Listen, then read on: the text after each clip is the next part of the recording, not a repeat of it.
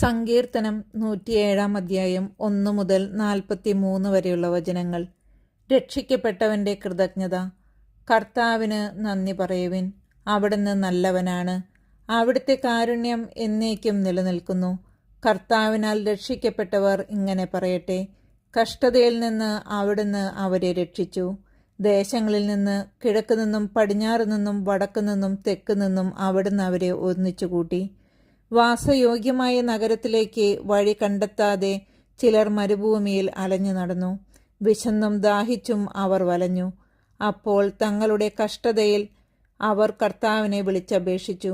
അവരുടെ കഷ്ടതയിൽ നിന്ന് അവിടുന്ന് അവരെ രക്ഷിച്ചു.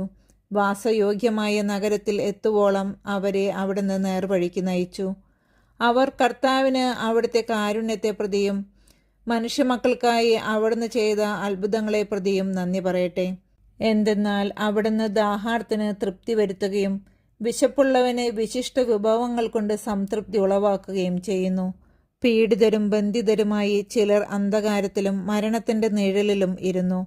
എന്തെന്നാൽ അവർ ദൈവത്തിന്റെ വാക്കുകൾ ധിക്കരിച്ചു, അത്യുന്നതന്റെ ഉപദേശം നിരസിച്ചു.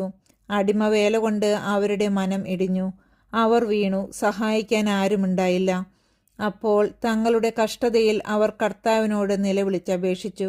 അവിടുന്ന് അവരെ ഞെരുക്കങ്ങളിൽ നിന്ന് രക്ഷിച്ചു.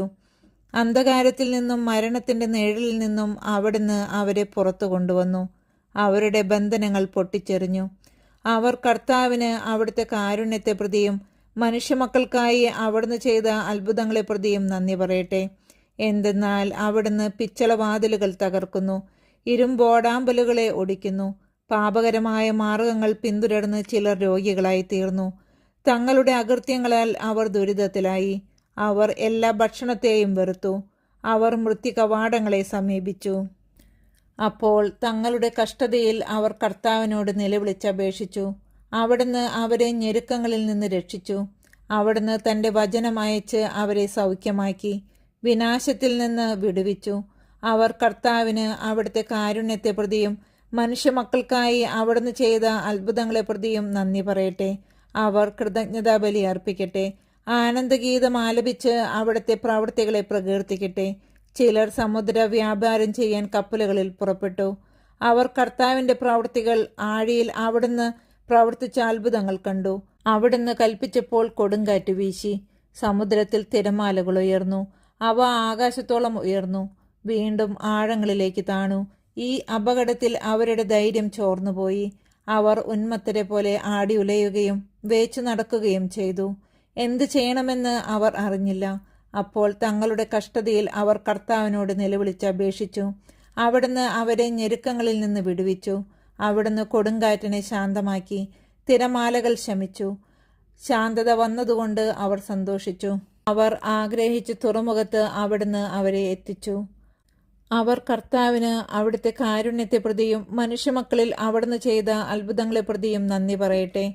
ജനത്തിന്റെ സഭയിൽ അവർ അവിടുത്തെ മഹത്വപ്പെടുത്തട്ടെ. ശ്രേഷ്ഠന്മാരുടെ സഭയിൽ അവിടുത്തെ പ്രകീർത്തിക്കട്ടെ. അവിടുന്ന് നദികളെ മരുഭൂമിയായും നീരുറവകളെ വരണ്ട നിലമായും മാറ്റുന്നു. അവിടുന്ന് ഫലപുഷ്ടിയാർന്ന ഭൂമിയെ ഓരോ നിലമാക്കുന്നു. ഇതെല്ലാം ദേശവാസികളുടെ ദുഷ്ടത നിമിത്തമാണ്. അവിടുന്ന് മരുഭൂമിയെ തടാകങ്ങളായും വരണ്ട ഭൂമിയെ നീരുറവകളായും മാറ്റുന്നു. അവിടുന്ന് വിശക്കുന്നവരെ അവിടെ പാർപ്പിക്കുന്നു. അവിടെ താമസിക്കാൻ അവർ ഒരു നഗരം സ്ഥാപിക്കുന്നു. അവർ വയലുകളിൽ വിതയ്ക്കുകയും മുന്തിരിത്തോട്ടങ്ങൾ വച്ചുപിടിപ്പിക്കുകയും സമൃദ്ധമായ വിളവ് നേടുകയും ചെയ്യുന്നു. അവിടുത്തെ അനുഗ്രഹം കൊണ്ട് അവരുടെ എണ്ണം പെരുകി. അവരുടെ കന്നുകാലികൾ കുറഞ്ഞു പോകാൻ അവിടുന്ന് സമ്മതിച്ചില്ല. പീഡനവും കഷ്ടതയും സങ്കടവും കൊണ്ട് എണ്ണം കുറഞ്ഞ് അവർ ദുർബലരായി. അപ്പോൾ അവിടുന്ന് പ്രഭുക്കന്മാരെ നിന്ദാപാത്രങ്ങളാക്കുകയും വഴിയില്ലാത്ത ശൂന്യപ്രദേശങ്ങളിൽ ഉഴലാൻ അവർക്ക് ഇടവരുത്തുകയും ചെയ്തു. എന്തെന്നാൽ പാവപ്പെട്ടവരെ അവിടുന്ന് പീഡനത്തിൽ നിന്ന് കരകയറ്റി. ആട്ടിൻപറ്റത്തെ എന്ന പോലെ അവരുടെ കുടുംബങ്ങളെ വർദ്ധിപ്പിച്ചു. പരമാർത്ഥ ഹൃദയർ ഇത് കണ്ട് സന്തോഷിക്കുന്നു. ദുഷ്ടർ മൗനം പാലിക്കുകയും ചെയ്യുന്നു. വിവേകമുള്ളവർ ഇത് ശ്രദ്ധിച്ച് ഗ്രഹിക്കട്ടെ. മനുഷ്യർ കർത്താവിന്റെ കാരുണ്യത്തെപ്പറ്റി ചിന്തിക്കട്ടെ.